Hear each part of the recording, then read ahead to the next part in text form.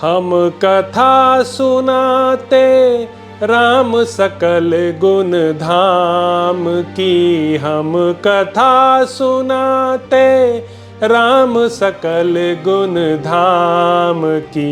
ये रामायण है पुण्य कथा श्री राम की।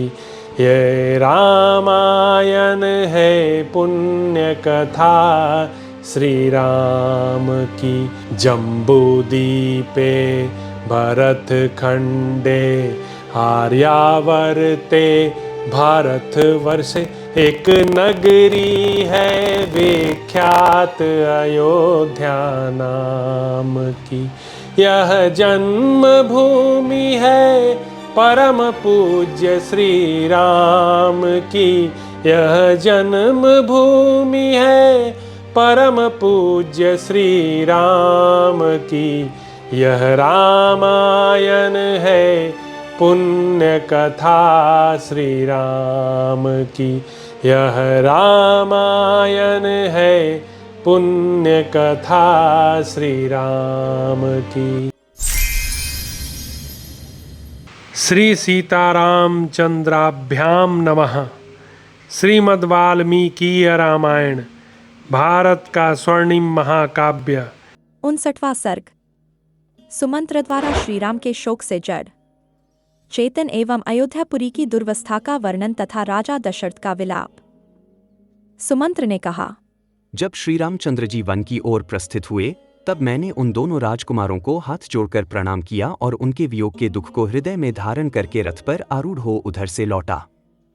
लौटते समय मेरे घोड़े नेत्रों से गरम गरम आंसू बहाने लगे। रास्ता चलने में उनका मन नहीं लगता था। मैं गुह के साथ कई दिनों तक वहां इस आशा से ठहरा रहा कि संभव है श्री राम फिर मुझे बुला ले। महाराज, आपके राज्य में वृक्ष भी इस महान संकट से कृशकाय हो गए हैं। फूल, अंकुर और कलियां सहित मुरझा गए हैं। नदियों, छोटे जलाशयों तथा बड़े सरोवरों के जल गर्म हो गए हैं। वनों और उपवनों के पत्ते सूख गए हैं। वन के जीव जंतु आहार के लिए भी कहीं नहीं जाते हैं। अजगर आदि सर्प भी जहां के तहां पड़े हैं, आगे नहीं बढ़ते हैं। श्री राम के शोक से पीड़ित हुआ यह सारा वन नीरवसा हो गया है। नदियों के जल मलिन हो गए हैं। उनमें फैले हुए कमलों के पत्ते गल गए हैं। सरोवरों के कमल भी सूख गए हैं। उनमें रहने वाले मत्स्य और पक्षी भी नष्टप्राय हो गए हैं। जन में उत्पन्न होने वाले पुष्प तथा स्थल से पैदा होने वाले फूल भी बहुत थोड़ी सुगंध से युक्त होने के कारण अधिक शोभा नहीं पाते हैं तथा फल भी पूर्ववत नहीं दृष्टिगोचर होते हैं।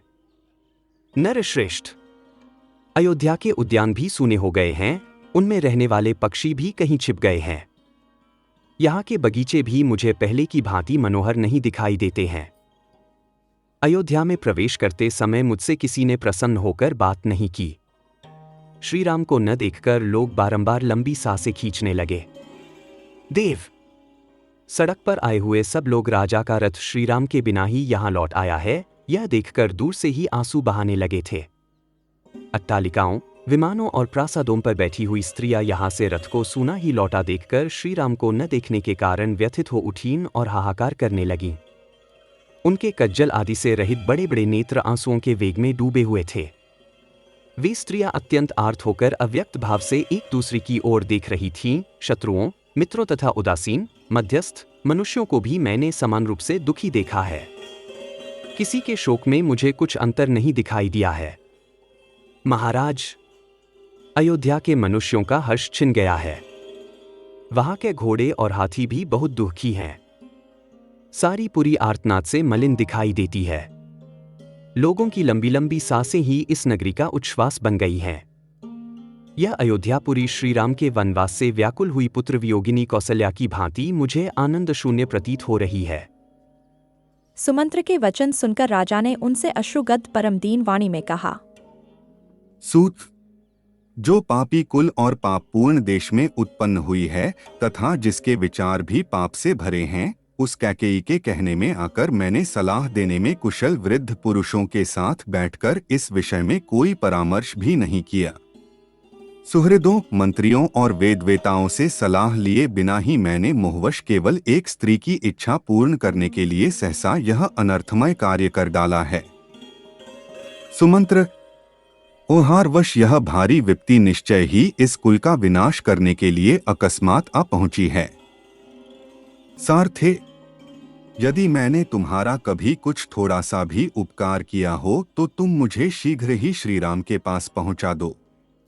मेरे प्राण मुझे श्री राम के दर्शन के लिए शीघ्रता करने की प्रेरणा दे रहे हैं।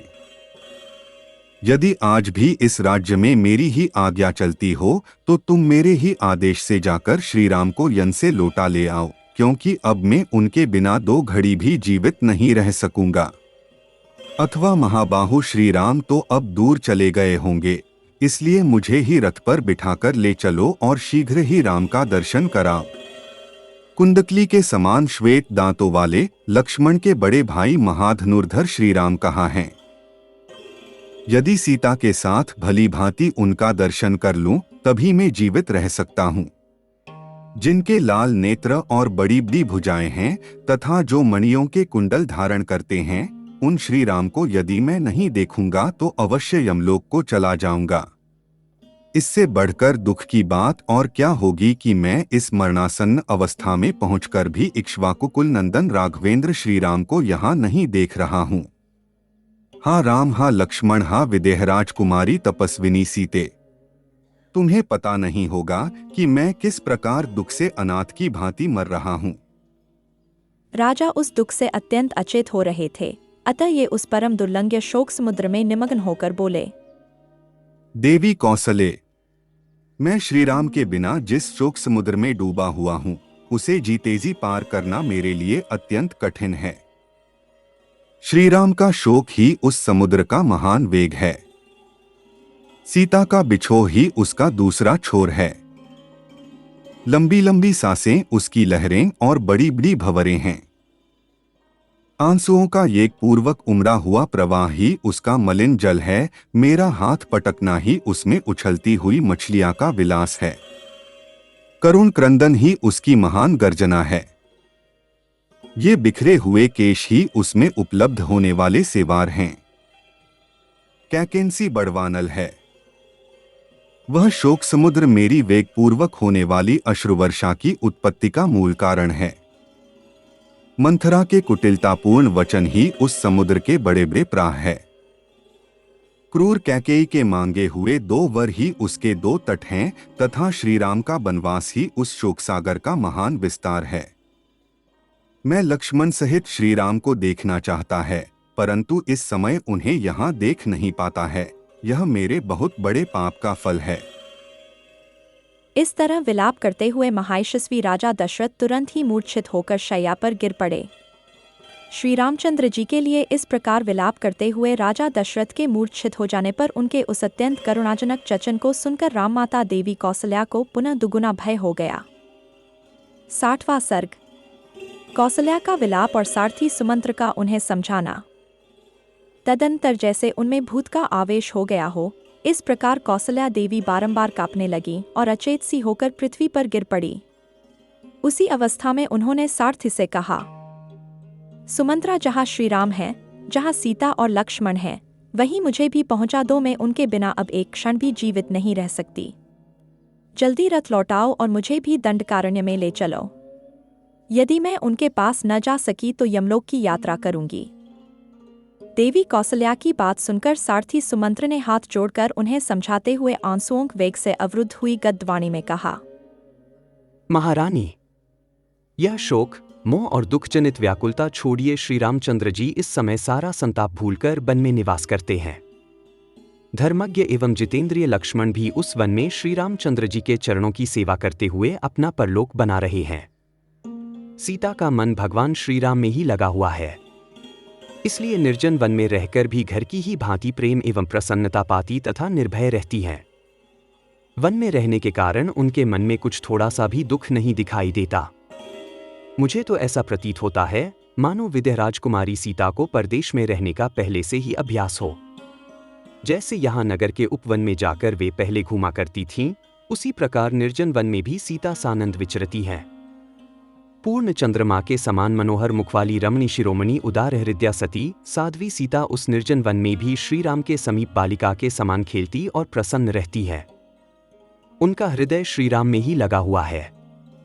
उनका जीवन भी श्री राम के ही अधीन है। अतः राम के बिना अयोध्या भी उनके लिए वन के समान ही होगी और श्री राम के साथ रहने पर ये वन में भी अयोध्या के समान ही सुख का अनुभव करेंगी। विदेहनंदिनी सीता मार्ग में मिलने वाले गांवों, नगरों, नदियों के प्रवाहों और नाना प्रकार के वृक्षों को देखकर उनका परिचय पूछा करती है। श्री राम और लक्ष्मण को अपने पास देखकर जानकी को यही जान पड़ता है कि मैं अयोध्या से 1 कोस की दूरी पर मानो घूमने फिरने के लिए ही आई हूं। सीता के संबंध में मुझे इतना ही स्मरण है। उन्होंने कैकेयी को लक्ष्य करके जो सहसा कोई याद कह दी थी, यह इस समय मुझे याद नहीं आ रही है। इस प्रकार भूल से निकली हुई कैकेयी विषयक उस बात को पलटकर सारथी सुमंत्र ने देवी कौसल्या के हृदय को आह्लाद प्रदान करने वाला मधुर वचन कहा। मार्ग में चलने की थकावट, वायु के वेग, भयदायक वस्तुओं को देखने के कारण होने वाली घबराहट तथा धूप से भी विदेह राजकुमारी की चंद्रकिरणों के समान कमनीय कांति उनसे दूर नहीं होती है। उदार हृदया सीता का विकसित कमल के समान सुंदर तथा पूर्ण चंद्रमा के समान आनंददायक कांति से युक्त मुख कभी मलिन नहीं होता है। जिनमें महावर के रंग नहीं लग रहे हैं, सीता के ये दोनों चरण आज भी महावर के समान ही लाल तथा कमल कोश के समान कांतिमान हैं। श्री रामचंद्र जी के प्रति अनुराग के कारण उन्हीं की प्रसन्नता के लिए जिन्होंने आभूषणों का परित्याग नहीं किया है, वे विदेह राजकुमारी भामिनी सीता इस समय भी अपने नृपुरों की झनकार से हंसों के कलनाद का तिरस्कार सा करती हुई लीला विलासयुक्त गति से चलती हैं। वे श्री रामचंद्र जी के बाहुबल का भरोसा करके वन में रहती हैं और हाथी, बाघ अथवा सिंह को भी देखकर कभी भय नहीं मानती है। अतः आप श्री राम, लक्ष्मण अथवा सीता के लिए शोक न करें, अपने और महाराज के लिए भी चिंता छोड़ें। श्री रामचंद्र जी का यह पावन चरित्र संसार में सदा ही स्थिर रहेगा। वे तीनों ही शोक छोड़कर प्रसन्नचित्त हो महर्षियों के मार्ग पर दृढ़तापूर्वक स्थित हैं और वन में रहकर फल मूल का भोजन करते हुए पिता की उत्तम प्रतिज्ञा का पालन कर रहे हैं। इस प्रकार युक्तियुक्त वचन कहकर सारथी सुमंत्र ने पुत्र शोक से पीड़ित हुई कौसल्या को चिंता करने और रोने से रोका, तो भी देवी कौसल्या विलाप से विरत न हुई। वे हा प्यारे, हा पुत्र और हा रघुनंदन की रट लगाती हुई करुण क्रंदन करती ही रहीं। इस प्रकार श्री वाल्मीकि निर्मित आर्ध रामायण आदि काव्य के अयोध्याकांड में 60वां सर्ग पूरा हुआ। हम कथा सुनाते राम सकल गुण धाम की, हम कथा सुनाते राम सकल गुण धाम की। ये रामायण है पुण्य कथा श्री राम की, ये रामायण है पुण्य कथा श्री राम की। जम्बूदीपे भरत खंडे आर्यावर्ते भारत वर्षे, एक नगरी है विख्यात अयोध्या नाम की। यह जन्म भूमि है परम पूज्य श्री राम की, यह जन्म भूमि है परम पूज्य श्री राम की। यह रामायण है पुण्य कथा श्री राम की, यह रामायण है पुण्य कथा श्री राम की।